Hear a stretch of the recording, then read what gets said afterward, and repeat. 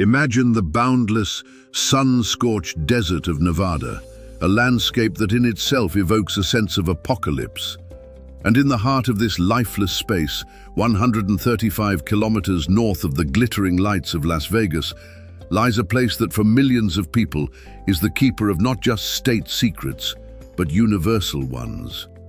This place has an ominous and mesmerizing name, Area 51. It is not just a military base, it is the heart of a myth that has fueled ufology around the world for more than half a century. For a long time, it did not appear on official maps, and when the United States government finally acknowledged its existence, it only fueled curiosity. What secrets had they been hiding all these years? In 1955, when the Central Intelligence Agency, CIA, was looking for a suitable location to test its new secret project, a top-secret reconnaissance aircraft, its eye fell on an abandoned airfield located near the dry salt lake of Groom Lake. The operation was dubbed Project Aquatown, and the base was ironically nicknamed Paradise Ranch, or alternatively, Watertown. From that moment on, events that had no logical explanation began to occur over Nevada, which had previously been seen only by a few miners and travelers. To understand the essence of Area 51, we must turn to the most significant event in the history of ufology, the Roswell incident of 1947. This was the point of no return. Farmer W.B. Mac Brazel discovered debris in the New Mexico desert that he claimed was unlike anything on Earth. The military quickly announced that it was just a weather balloon. A few hours later, a sensational news story appeared in the local newspaper. Military seizes flying saucer on ranch in Roswell. Imagine, nighttime, a cordoned-off area. Searchlights illuminate debris with incredible properties. It does not burn, bend, or break, and is covered with strange, alien hieroglyphs. It is said that non-human biological samples were also found along with the debris. According to legend, it was this debris, these findings, which could radically change our understanding of the universe, that was secretly transported to the most isolated and classified location. A few years later, it would be named Area 51. Officially acknowledging the history of the base, the military claims that all these years, only spy planes were tested there, the U-2, Blackbird, and Nighthawk. Hundreds of eyewitness accounts of strange flying objects moving at speeds impossible for Earth technology and maneuvering unpredictably are explained away as optical illusions. According to them, the unusual shapes of experimental aircraft in the light of the setting sun created such effects. But for every official explanation of the world, there is a darker and more intriguing answer. Unidentified flying objects, UFOs, extraterrestrial technology, alien beings, the seizure, study, and reproduction of alien technology. While the whole world watches the fenced-off area with the sign, "Lethal Force Permitted," we delve into the history of the most secret place on the planet to sort through the documentary facts and separate them from the mystical legends. What lies hidden in the depths of the hangars, flooded from within with dazzling alien light? The history of Area 51 is, above all, a history of lies and cover-ups.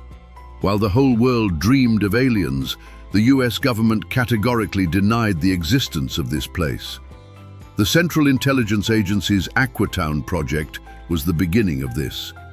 After the end of the Korean War, the United States faced an acute problem: how to conduct reconnaissance over the territory of the USSR without risking provoking a nuclear conflict. They needed an aircraft that could outpace and outfly any fighter jet or anti-aircraft missile of the time. That's how the U-2 came about, a high-altitude reconnaissance aircraft capable of flying at an altitude of 21 kilometers. Complete isolation was necessary to test such a machine. In April 1955, Skunk Works chief Kelly Johnson and CIA employees conducted an aerial survey over Nevada. Their attention was drawn to an abandoned airfield located near the dry salt lake of Groom Lake. The location seemed ideal. It was isolated from populated areas, and the salty lake bed, which was a natural and perfectly flat area several kilometers long, served as an excellent runway. The place was named Zone 51 and given the innocuous code name Paradise Ranch. The task was clear: to attract talented engineers and technicians to the desert, where they would work in conditions of absolute secrecy. To conceal their activities, hangars, a control tower, and importantly, facilities to support daily life, such as a dining hall, a movie theater, and even a trailer park, were built in 3 months. Declassified CIA documents state, "We claimed that this was a place for hunters to relax. We called the pilots go hunting at altitude. This is how the legend covering up the real goal, the development of a spy plane, came about." The start of U-2 flights in 1956 gave impetus to the rapid growth of the myth of unidentified flying objects, UFOs. The aircraft demonstrated a flight altitude unattainable for commercial and even military aircraft of that period. While a typical passenger aircraft flew at an altitude of about 3 kilometers, the U-2 hovered at an altitude of more than 15 to 20 kilometers. When civil aviation controllers and pilots saw a silvery dot high in the sky, motionless. Every time a UFO report came in, the government dismissed it as a meteorological phenomenon or optical illusion. The truth was that all these UFOs were just their own top-secret aircraft. Unfortunately for the military, this convenient lie quickly got out of hand when the myth of Area 51 collided with the most mysterious event in American history. Area 51 and the Roswell incident, 1947, are not officially related, as Area 51 was only created 8 years after Roswell. But in the public consciousness, these two places became intertwined thanks to one persistent and enticing idea. Where else but the country's most secret base could an extraterrestrial spacecraft and the bodies of aliens be stored? Indeed, to transport and study such sensational finds, a place with the highest level of secrecy, access to the best aviation and nuclear. That is why legend has it that shortly after 1947, the wreckage of the crashed extraterrestrial spacecraft from Roswell, and possibly the non-human bodies found there, was transported to a mothballed military field in Nevada, where Area 51 was later built. This idea found its most vivid and controversial supporter in a man who suddenly emerged from the shadows at the end of the 1980s. If Area 51 is the body of the myth, then Bob Lazar is its voice. In 1989, Lazar, who introduced himself as a physicist, made a sensational statement. He worked in a secret unit called Sector 4, or S4, located near Lake Papoose, in close proximity to Groom Lake. Lazar claimed that his task was to study and replicate the technology of extraterrestrial aircraft. In the hangars, I discovered 9 craft that were unlike anything on Earth. They were powered by an element called Element 115, a substance not found in the Earth's periodic table, which also served as fuel for their anti-gravity engines. According to Lazar, information from the base's secret documents states that the aliens came from the Zeta Reticuli star system. He described in detail the principle of their engines, based on the use of a powerful nuclear field to warp space-time around the ship, which allowed them to travel enormous distances in a matter of moments. Skeptics immediately pointed out inconsistencies in his biography. No confirmation of his education at the Massachusetts Institute of Technology and the California Institute of Technology could be found. In response, Lazar claimed that his records had been deleted by the government as part of an operation to conceal information. Despite all the doubts, it was Bob Lazar's revelations, broadcast on Las Vegas television, that turned a local story into an international sensation, capturing the attention of the whole world and directing it to the Nevada desert and its mysterious secret. The success of the U-2 project did not lead to the closure of Area 51, but rather to its reinforcement and even greater secrecy. The Soviet U-2 aircraft shot down in 1960 demonstrated that the United States needed a new reconnaissance aircraft that was faster and more elusive. In the 1960s, Zone 51 launched the development of a new generation of aircraft. The result of this project was the legend of supersonic aviation, the Blackbird, or SR-71. This aircraft could reach speeds 3 times faster than the speed of sound and climb to an altitude of over 26 kilometers. In the Grum Lake area, eyewitnesses again began to report strange objects in the sky. This time, they were not just high-flying dots, but elongated, cigar or triangle-shaped craft whose design seemed to defy the laws of aerodynamics. For residents of the region and casual witnesses, these aircraft, demonstrating incredible speed and altitude, remained UFOs.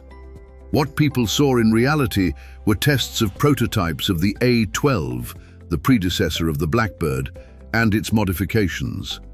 These aircraft, painted in special black paint to reduce radar visibility, really did look like something out of a science fiction movie against the backdrop of the bottomless desert sky.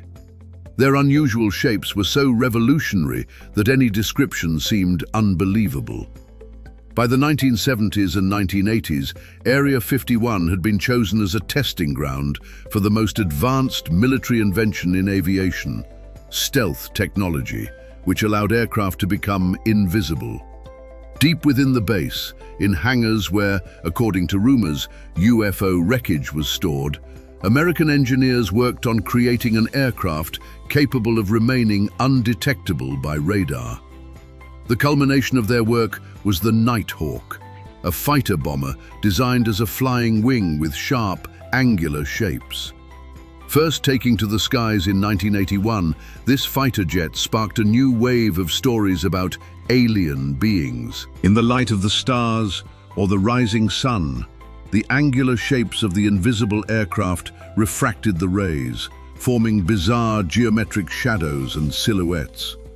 According to eyewitnesses, they saw a triangular UFO moving silently and slowly, very close to the ground, before suddenly disappearing. It was the perfect cover. The more actively flying saucers were discussed, the less attention was paid to official projects, which in essence were no less fantastic than alien technologies. The US government used the legend of aliens as the perfect way to divert attention from its real, Earth-based, but no less revolutionary developments. To ensure complete confidentiality of the base, a unique and unprecedented security system was developed. The border of Zone 51 is not fenced off with a high fence. It is guarded by warning signs informing people of the serious legal consequences of crossing the border and the possibility of confrontation with security. The actual security is provided by the famous camouflage men, employees in full camouflage uniforms. They are called the 44th Wing Security Group, or simply Janets, after the name of the special airline that transports them from Las Vegas. They patrol the perimeter in white pickup trucks equipped with tinted windows. Their mission is surveillance. They do not chase tourists, but discreetly monitor anyone who approaches the restricted area using high-tech equipment. Ground motion sensors are buried deep in the ground around the entire perimeter of the territory. From the tops of distant hills, such as Tikubu Peak, highly sensitive cameras monitor the territory. Anyone who crosses the invisible border is immediately detained, fined heavily, and in some cases, faces imprisonment. This sophisticated, almost invisible control system has created another layer of mystery around Area 51. The feeling of constant... Recall his claim about Element 115 being used in the engines of alien spacecraft. In 1989, when he made this statement, this element was not officially known to Earth science. In 2003, Russian and American scientists jointly synthesized an element with atomic number 115. The new element was named moscovium. Do Lazar's supporters consider this a coincidence? No, they see it as convincing proof that he was right. How else can one explain his knowledge of the existence and properties of an element that was discovered only 14 years after his statements, if he was not a physicist working with secret technologies? Skeptics believe that theoretical discussions about the possibility of synthesizing heavy elements were already underway in the scientific world at that time, and Lazar may have used this knowledge to make his story more convincing from a scientific point of view. But for millions of people who believed in the mysteries of the Nevada desert, this was the final link that definitively connected Area 51 to the world of space.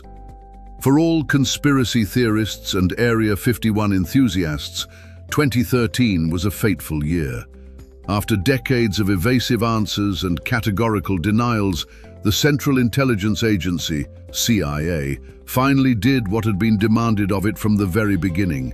It officially confirmed the existence of the base.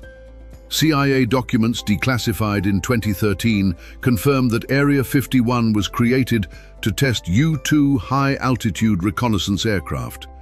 They describe in detail the process of selecting the construction site, the construction process itself, and the first flights, confirming the official version that the authorities had been voicing for decades.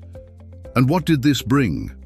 Ironically, by the time of the official recognition, public opinion had already become so entrenched in the belief in the existence of extraterrestrial secrets that the published CIA documents were perceived as yet another, albeit belated, attempt to hide the truth. The paradox of the hoax is that when the base was classified, people believed that aliens were hiding there. After the base was acknowledged, people decided that it was just a ploy to convince everyone that only aircraft were stored there. Secrecy turned into a self-perpetuating myth. Today, Area 51, officially part of a large US Air Force test range, continues to serve its original purpose, testing and evaluating the most advanced and experimental aircraft. Since 2013, when satellite images became available to the general public, it has been clear that the base is constantly evolving. New hangars are being built and runways are being upgraded, indicating ongoing work on projects whose details may only become known decades from now. In addition, Area 51 is believed to serve the following purposes. The study of captured equipment involves the analysis of seized or acquired enemy aircraft, such as Russian or Chinese ones. In aviation circles, this analysis is called Red Eagle. It is a kind of reverse engineering, but unlike traditional reverse engineering, it is aimed at studying technologies of terrestrial origin. The development of ultra-fast drones and possibly hypersonic technologies presents us with new challenges. These new generation unmanned aerial vehicles could be mistakenly identified as UFOs. The base is not a graveyard for crashed alien ships, but rather a center for the development of future technologies. However, the mystical atmosphere that has developed over decades of denial makes any official explanation incomplete and distrustful. In 2019, the myth of Area 51 became a global phenomenon that originated from a joke. In June 2019, a social media user posted an announcement about an event called Storm Area 51. They can't stop all of us. The stated goal was both ironic and serious, to break into the base and free the aliens. The organizers, in a joking but serious manner, recommended that participants act like in the famous anime series to avoid the guards' bullets. The response was overwhelming. More than 2 million people declared their willingness to participate. The world's media, even the most authoritative, covered the event. The US Air Force was forced to issue an official warning stating its readiness to use force to protect the base, reminding everyone that it was a training ground. Originally scheduled for September 20, 2019, the event ultimately turned into a peaceful festival of ufologists and pranksters in neighboring towns, such as Rachel. Only a few dozen people approached the base gates, mostly wearing masks and in a playful mood. Only a small group attempting to cross the border was detained. This story demonstrated two important points. The myth's indestructibility is surprising. Even in conditions of complete information openness, the idea of aliens in Zone 51 persists and continues to gain popularity. The second is the victory of humor over fear. What once caused trepidation associated with the threat of nuclear war and secret intelligence has now been transformed into an element of pop culture and a global internet meme.